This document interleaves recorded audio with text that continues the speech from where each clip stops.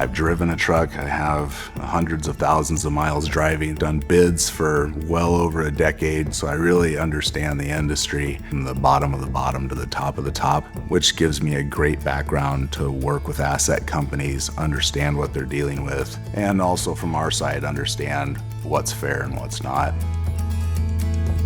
We go out of our way to make sure our customers and carriers don't feel like transactions. A lot of the really big brokerages, when you call in, you're always talking to different people. You always have to catch them up on what's going on every time. With us, people get to work with the same person year after year. We have very little turnover, and I think that has really helped us build relationships with a number of our carriers and customers.